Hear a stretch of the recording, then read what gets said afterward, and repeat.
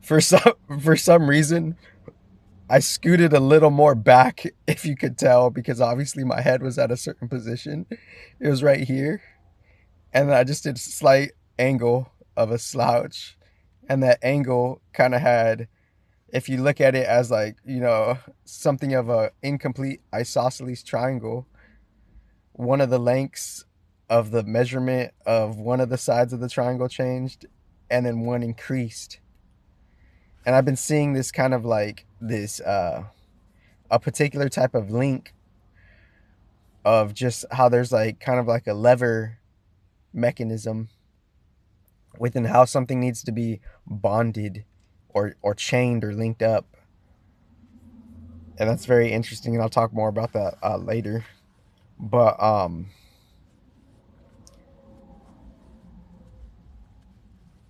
we got a grand conjunction in Gemini, respectively, because Jupiter is in Gemini, Mars is in Gemini, and the moon is in Gemini. Sorry about that other tangent. But anyways, I tan that sin. Okay, stop there. But I'm gonna drink. I didn't finish this. What is this? It's a 32. I thought it was a 64. No, it's a 32.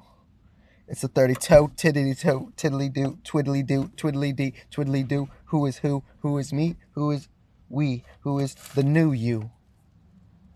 I'm 151 like Mew to Mewtwo. She be like, oh no, no, no shoo for this one, because this guy made it through a different egg, different sperm cell hatching in this new layer, inks of a layering hive, motherfucker, automatic in my drive. Yo, I thrive, ultimately, I strive. Deep dive into this deep shanti, shout out to everybody. But anyways, grand conjunction in Gemini, Jupiter and Gemini, seeing the mutable water body, because Jupiter is also Pisces, right? So seeing like Pisces is also like, it's a movement, right? It's a certain type of action. It's a dreamy action. So those dreamy actions, it could seem very fantasy based, but still low key magic based and magic oriented in the reality. It's familiar, and like kind of we're slept upon like we're sleeping upon, like, the Pisces like work ethic for like dream type of fantasy trends and whatnot. And Jupiter and Gemini, it's like everything has like, everything has there's just a particular type of advancement pretty much within what is true, and that's very slept on, because what is true is like, this is how it's being, like, we have no idea how it's really being, respectively. We don't have an idea of how it's being created and maintained, right?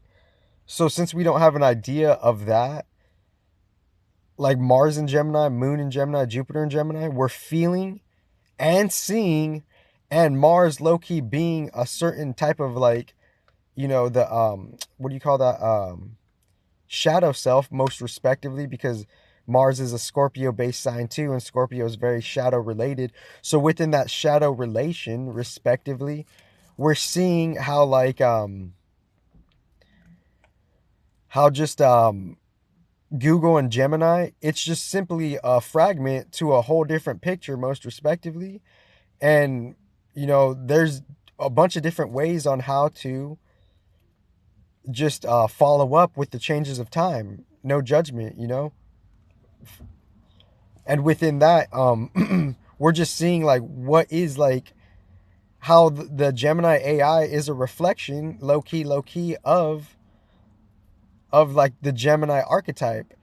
And if the Gemini AI is like the leading, quote unquote, like it's like the first presentation of the AI, then that Gemini energy archetype, that's the one kind of like leading the message. And what's leading the message is Mars in Gemini, Jupiter's in Gemini, and Moon's in Gemini. So all of that stuff that's in Gemini, Mars is low key. It's like Mars is low key like a certain type of the shadow self, most respectively. And you could say that is a very, very it's a very unique, prominent theme in the reality that we go through. And Jupiter conjuncting Mars, we're able to see, you know, the quote unquote the shadow of Gemini, because it's Jupiter and Mars in Gemini. So if we're able to see the shadow in Gemini, then we could see like just basically how like what Google's just most respectively and neutrally not telling us, and how they fucking replicate their shit respectively in a science-based perspective, and how what they're low-key, what they don't want to admit, to what they're depending on from the most respective energetic level. So thank you very much. Be grateful.